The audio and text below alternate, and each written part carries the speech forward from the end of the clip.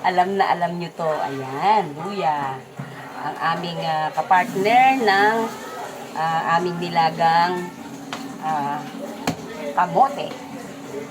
No? So, hindi muna kami magkakape mamaya. Magsasalabat muna kami bago pag po nagmerienda po kami mamaya after po ng aming Bible study. Ang aming pong merienda ay salabat na masustansya at kamote. Ayan.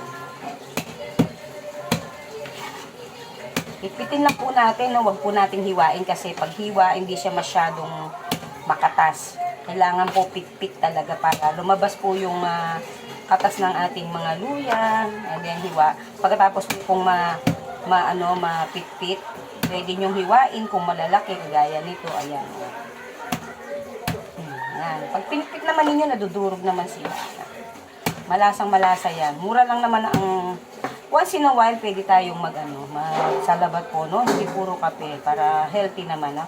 Kasi po ito ay meron po siyang anti-inflammatory components na halimbawa po meron po tayong mga pamamaga sa loob ng ating internal na mga organ po natin.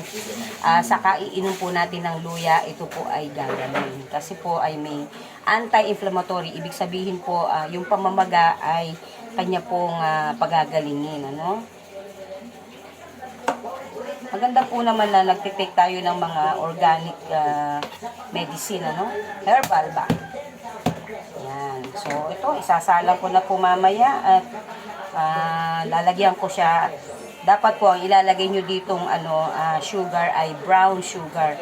Bakit po brown sugar? Kasi po ang brown sugar, hindi po siya kagaya ng puting sugar na po yun, masyadong refined po, no? Kumbaga marami na po sila na ilagay na mga chemical para po ma-refine, maging pumuti po yung sugar natin. Kung tutusin po talaga, ang kulay ng ating sugar ay brown, ano? At hindi po siya maraming chemical. So, at saka po ang brown sugar ay naglalabas po ng sarili niyang katas, sarili niyang tubig. Matubig po ang brown sugar. So, yun lamang po, sana may natutunan po kayo sa aking ibinahagi tungkol sa kung ano ang health benefits po ng luya at ng brown sugar. So, salamat po. Panoorin niyo po ito hanggang dulo. Huwag niyo pong i-skip doon sa yung sa isda po, at doon lang po kumikita ng 5 sentimo si nanay, Pag naman nakaipon tayo, dadami din naman po, di ba? So, sana po panoorin nyo hanggang dulo, no?